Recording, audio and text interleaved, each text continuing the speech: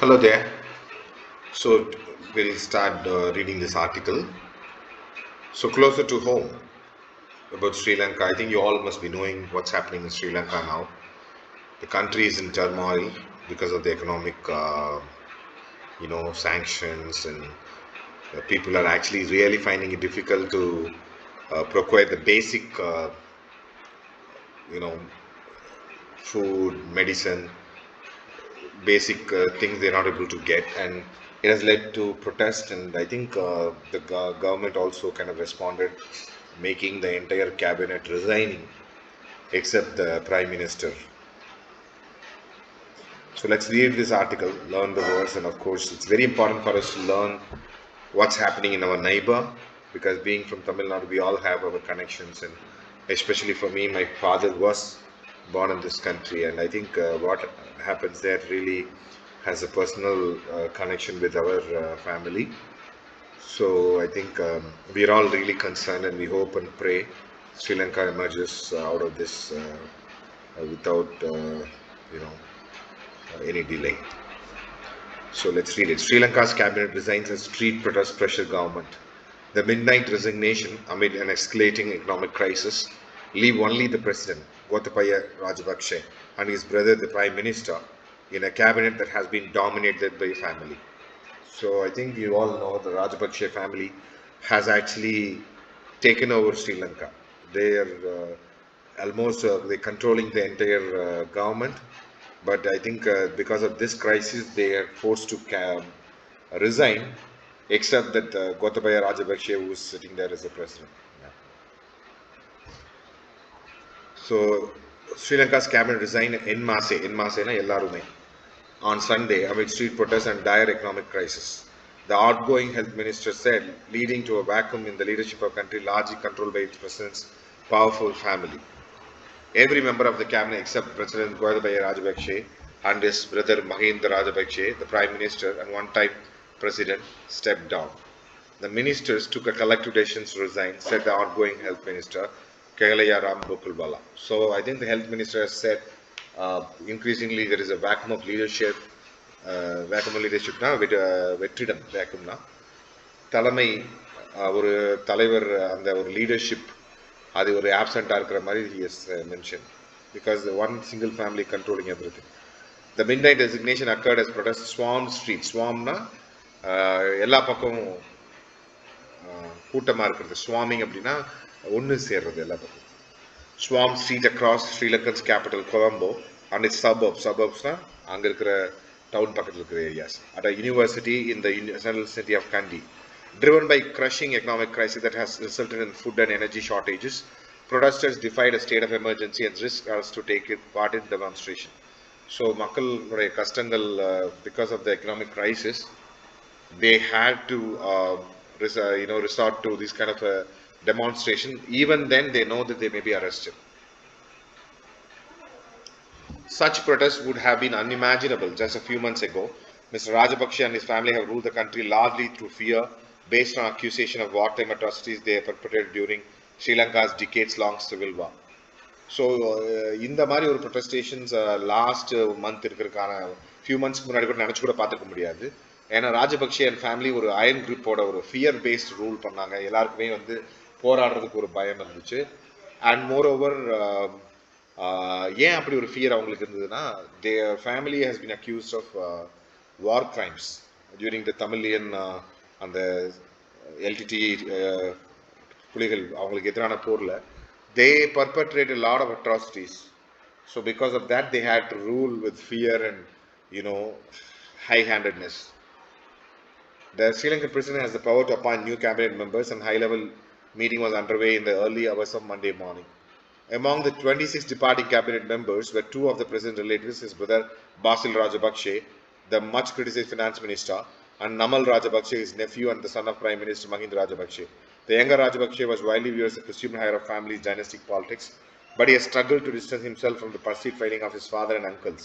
It was unclear how his departure would affect his political future. So, family இருந்த ரெண்டு முக்கியமான ஆளுங்க Mahinda Rajapaksa and Namal Rajapakse had to resign. அந்த Namal Rajapakse வந்து மஹிந்த ராஜபக்ஷோட பையன். அவரோட எதிர்கால வாரிசுன்னு சொல்லப்பட்டவர். அவரோட எதிர்காலம் இந்த நிகழ்வுக்கு பிறகு எப்படி இருக்குங்கிறது தான் they are going to be finding out. The fear factor is definitely not working the way it used to, said Alan Keenan, the Sri Lankan consultant of the International Crisis Group. To repression remains an option. Sri Lanka is not out of the woods. So earlier it was fear, but now there is no fear for people anymore because they've gone to a level where the survival has become a problem.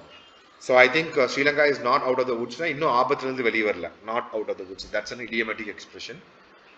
Ranil Wickremesinghe, who served as Sri Lankan Prime Minister after Mahinda Rajapaksa last re-election 2015 until Gotabaya Rajapaksa came to power in 2019, told reporters Sri Lanka was having its own Arab Spring. So Ranil Wickremesinghe was the previous Prime Minister. So he has mentioned about comparing this particular moment with Arabian Spring. If you remember, a couple of years back, we had this scenario where people were out in the street to protest the oppression of these Arabian leaders in some countries. And they said it is a harbinger of democracy in those countries.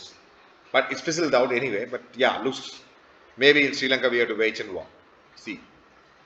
In the middle class suburb of Rajagriha, demonstrators defied the ban on public assemblies, protesting quietly to try to avoid provoking the security services and holding signs that read, "Enough is enough, go home, Gotha," referring to the president's nickname.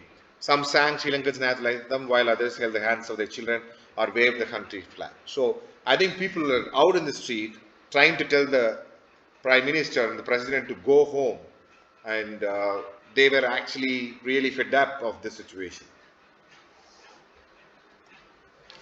Regardless of this emergency, we are having a silent meeting here to showcase that we know our constitutional rights, said Uttunga Jayawardena, a logistic business owner who was taking part in the demonstration. So you see the Sinhalese, earlier it was, I think Gotabaya Rajapaksa exploited this fault lines between Tamilian ethnicity groups and the Sinhalese group. He kind of puffed them up with the ethnic pride. Now look at the very Sinhalese who were actually behind Rajapaksa like a solid rock had come out in open. They're defying him. They're trying to, fight against the repressive government in this country. Rifle armed troops and police officers stationed at checkpoints dissuaded now discourage பண்றது. A big march planned through the Colombo. Still more than 100 people followed opposition politicians toward the home of opposition leader Sajith Pramadesa. They were stopped at barricades near Independence Square, a regular gathering place for protesters at the center of the city. Yeah, so I think it's pretty intense there. People are joining spontaneously. Mr. Rajapaksa had declared a 36-hour state of emergency on Saturday in hopes of preventing the demonstrations. The government also blocked social media access, a move that set off a rare show of dissent within Rajapaksa family, which has stamped its name on the Sri Lankan government. Namal Rajapaksa, the outgoing Minister of Sport, used a virtual network to remark on Twitter earlier that day, the ban was completely useless. Okay, so you had the same family member mentioning about the ban is not really effective. Probably he's trying to make a statement that he is with the young population because the young population keep using the social media. But you want to kind of curry favor with them or protect his reputation among them. So the government's ban on protests in Sri Lanka inspired in London, where the 300 people marched outside the Sri Lankan embassy, carrying signs accusing Rajapaksa of being a thief. Very nice. I mean, if you look at it, he has been a persona non grata after the Sri Lankan war, but at least people are realizing his true nature and coming out in open in the foreign countries. There is no electricity, no jobs, no food, no fuel. Sri Lanka is a beautiful country. We must get back what the government stole from us, said Shirani Ferrando, one of the London demonstrations. So you look at this. The Sinhalese population has realized the true nature of this government. The government's restrictions on internet access and public movement followed the Thursday protests that involved thousands of people outside Rajapaksa's residence in suburban Colombo, an initially peaceful demonstration that turned violent when security forces deployed tear gas and water cannons, according to the local outlets. So the protest started peacefully but slowly turned violent. Violent கொஞ்சம் வன்முறை நடந்திருக்காங்க, and the police force has to use the tear gas and water cannons to subsidize the protest. Protesters responded by throwing stones and setting fire to buses used by the security forces. The dozen police officers were injured. More than 50 people were taken into custody, including 8 journalists, government spokesman said on Friday.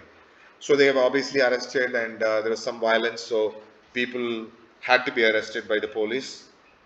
Soon after the arrest, some of these custody claimed that they had been tortured. In display of support for the protesters, about 300 lawyers voluntarily represent free of charge those who had been detained. So it looks like the natural democratic forces are at work and they're trying to support each other.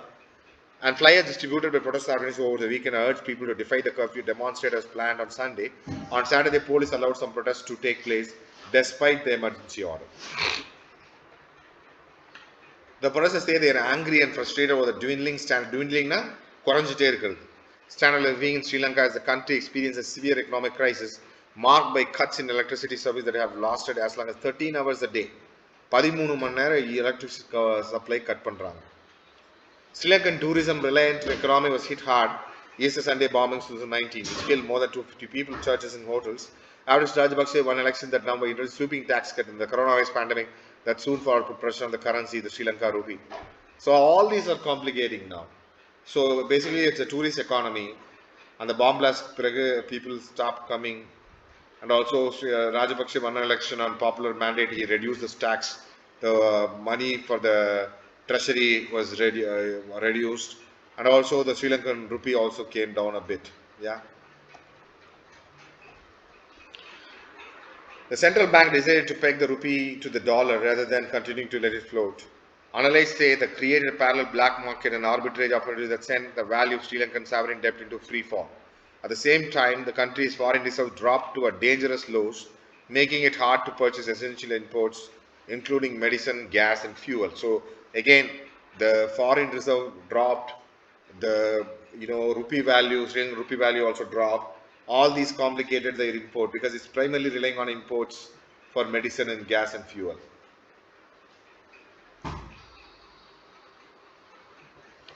Allies of Mr. Raj, whose family has dominated Sri Lanka politics for many years, have rebelled. Several political parties in this governing coalition, which has 2/3 of majority in parliament, have demanded that he appoint a caretaker government consisting of all 11 parties represent the legislature.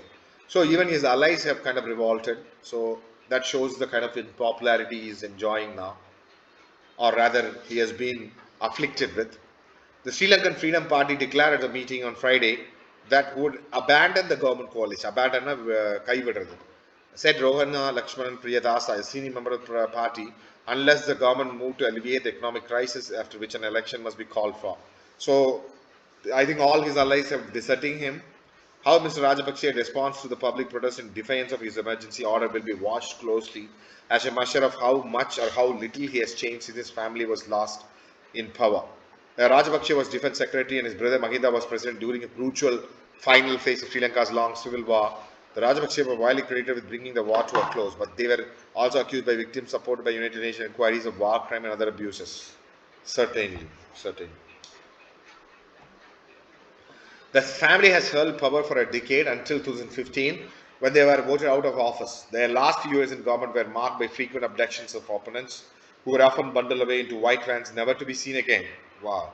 So look at this kind of example. The opposition leaders were smuggled in a white van and they were never seen again. So obviously we never know what happens to them. After the devastating Easter terrorist attacks, security concerns were thrust to the forefront of public consciousness, creating an opening in the election for Rajapaksa and his family to return to power. In Rajagiriya, the protesters said that what the most wanted from the Rajapaksa was the humility to recognize the missteps. But I don't think they have the humility now. So they're not willing to accept their mistakes. They need to come to the street and say, we made bad decisions, but we hear you, we feel you, let us come together and fix this problem. They're not doing that. They're showing a strong hand at suppressing people. Mr. Jayavardhane, the protesters said. So you look at this now. The government is arrogant. They are not willing to listen to the people. And I think it is a recipe for a disaster. The recipe for a revolution.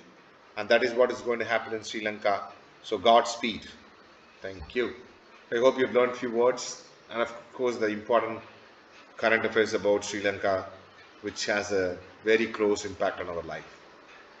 Thank you so much. We'll see you in another video.